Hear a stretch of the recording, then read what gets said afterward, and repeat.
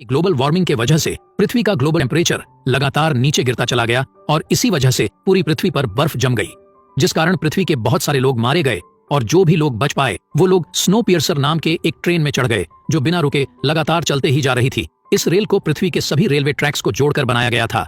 जहां इस ट्रेन को पृथ्वी का एक चक्कर लगाने में पूरा 1 साल का समय लगता है। और इस ट्रेन को विल्फर्ड नाम के एक आदमी ने बनाया था, जो हमें कहानी में आगे दिखेगा। अब हमें 17 साल बाद का सीन दिखाया जाता है, जहां हम कुछ लोगों को ट्रेन के आखिरी डिब्बे में देखते हैं, जिनके पास खाने पीने की कमी थी और उनके पास पहनने के लिए ढंग के कपड़े भी नहीं थे। दरअसल इस ट्रेन के आगे वाले हिस्से में अमीर लोग रहते थे और उनके लिए वहां पर हर एक सुख सुविधाएं थी, लेकिन जो लोग अपनी जान बचाने के लिए फ्री में इस ट्रेन में चढ़े थे उन्हें किसी भी तरह की सुख सुविधाएं नहीं दी जाती थी और उन लोगों को फ्री लोडर्स कहा जाता था। अब ये लोग सिर्फ इस उम्मीद में जिंदा थे कि कभी ना कभी पृथ्वी में जमी बर्फ पिघलेगी,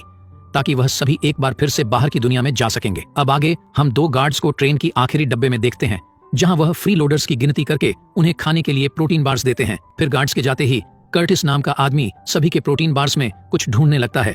जिस पर तानिया नाम की एक औरत बताती कि वह जिस चीज को ढूंढ रहा है वह उसके बेटे टिमी के प्रोटीन बार में है। तब कर्टिस को उस बार में एक कैप्सूल मिलता है, जिसके अंदर एक मैसेज था। दरअसल आगे वाले डिब्बे से कोई उनके लिए हर रोज प्रोटीन बार्स के जरिए मैसेज भेजता था। फिर कर्टिस उसे लेकर गिलियम नाम के एक बुजुर्ग आदमी के पास जाता है और उनको वही कैप्सूल देता है, जिसको देखने पर गिलियम को किसी नेम नाम के एक आदमी के बारे में पता चलता है, जो इस ट्रेन के सभी दरवाजे को खोल सकता है, क्योंकि उसी ने ही इस ट्रेन के सिक्योरिटी सिस्टम्स को डिजाइन किया था। लेकिन इस समय उसे ट्रेन के जेल वाले हिस्से में कैद करके रखा गया है। अब अगले सीन में एक औरत कुछ गार्ड्स के साथ वहां आकर तानिया के बेटे टीमी और एंड्रयू के बेटे एंडी को जबरदस्ती अपने साथ ले जाती है, जिस पर एंड्रयू अपने बेटे को बचाने की कोशिश में गार्ड्स से लड़ता है और अपना एक जूता उतारकर उनकी तरफ फेंकता है, जिसके बदले में कुछ गार्ड्स एंड्रयू का एक हाथ छेद में डालकर ट्रेन से बाहर निकाल देते हैं। तब मेसन नाम की औरत, जिसका काम इस ट्रेन में शांति बनाए रखने का था ताकि फ्री लोडर्स कभी भी विरोध न करें,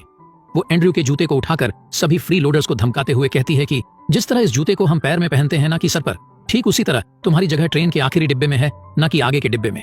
क्योंकि वो जगह सिर्फ अमीर लोगों के लिए है। और फिर उसका लेक्चर खत्म होने के बाद हम देखते हैं कि ठंड की वजह से एंड्रयू का हाथ अब बर्फ की तरह जम चुका है, जिस पर एक गार्ड हथौड़े से उसको तोड़ देता है। उसके बाद हम कर्टिस और गिलियम को बातें करते देखते हैं, जहां कर्टिस दावा करता है कि गार्ड्स के बंदूकों में गोली ही नहीं है। दरअसल काफी दिनों से ऐसी अफवाह फैली थी कि पिछले विरोध में ही गार्ड्स के सभी गोलियां खत्म हो चुकी हैं। इसीलिए कर्टिस एक गार्ड के पास जाकर उसका बंदूक अपने माथे पर रखता है, लेकिन ट्रिगर दबाने के बाद भी गोली नहीं चलती, जिससे यह साफ हो जाता है कि बंदूक में गोली नहीं है। इसीलिए अब सभी फ्री लोडर्स गार्ड्स को मारते हुए ट्रेन के जेल वाले हिस्से में पहुंच जाते हैं। अब यहाँ पर उन्हें नेम और उसकी बेटी योना मिलती है और वो दोनों ही क्रोनोल नाम के एक पदार्थ का नशा किया करते थे।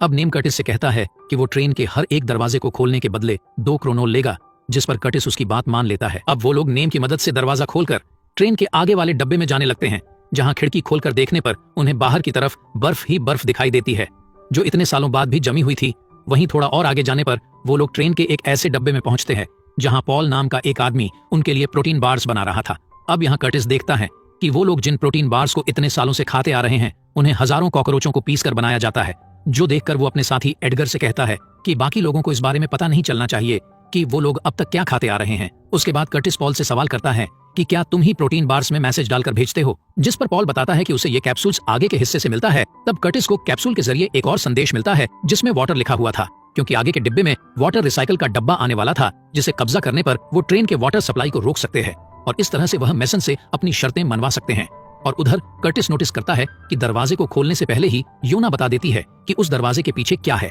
यानी कि वो चीजों के आर पार देख सकती है। तभी योना देखती है कि एक दरवाजे के पीछे मेसन के बहुत सारे गुंडे मौजूद हैं, जिनके हाथों में कुल्हाड़ी है। इसीलिए वो अपने पिता नेम को दरवाजा खोलने से रोकती है, लेकिन तब तक नेम ने दरवाजा खोल दिया था, जिस कारण फ्री लोडर्स और उन गुंडों में लड़ाई शुरू हो जाती है, जिस लड़ाई में दोनों तरफ के लोग मारे जाते हैं। फिर थोड़ी देर में वो ट्रेन एक ऐसी जगह से गुजरती है जहां से वो नए साल के समय गुजरती है, यानी कि अब तक एक और साल पूरा हो चुका है।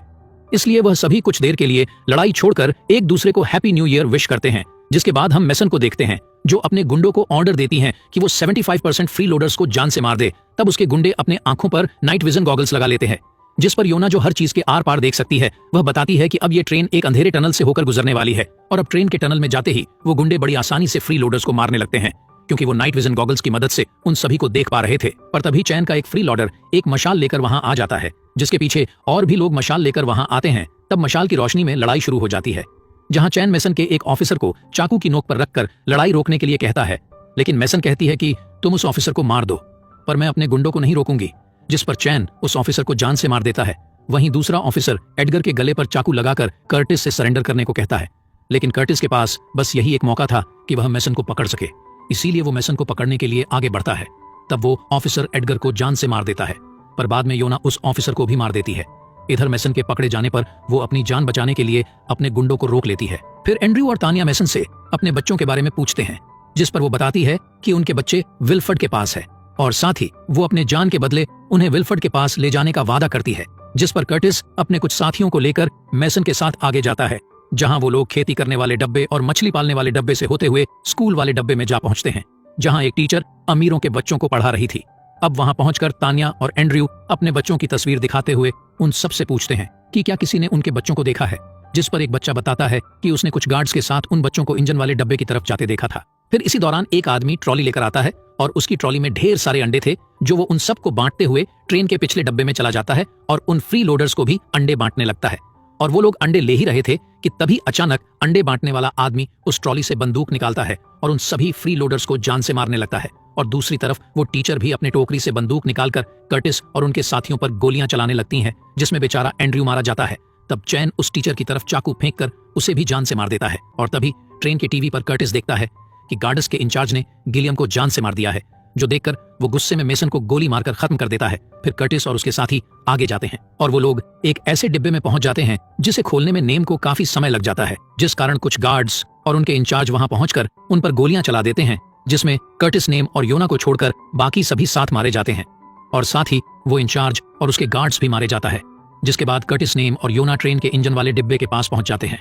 लेकिन नेम उस दरवाजे को खोल नहीं पाता, जिसके कारण कर्टिस गुस्से में दरवाजे पर लात घुसा मारने लगता है। और कुछ देर बाद विल्फर्ड की असिस्टेंट आकर कर्टिस को अपने साथ ले जाती है, क्योंकि विल्फर्ड कर्टिस से मिलना चाहता था। और तभी हम विल्फर्ड पहली बार देखते हैं, जो बताता है कि कैप्सूल के जरिए कर्टिस को संदेश भेजने वाला कोई और नहीं बल्कि खुद विल्फर्ड ही था, क्योंकि वो चाहता था कि लोग विद्रोह करें, ताकि इस विद्रोह में अमीर और गरीब दोनों तरफ के लोग मारे जाएं, ताकि इस ट्रेन में संतुलन बने रहे।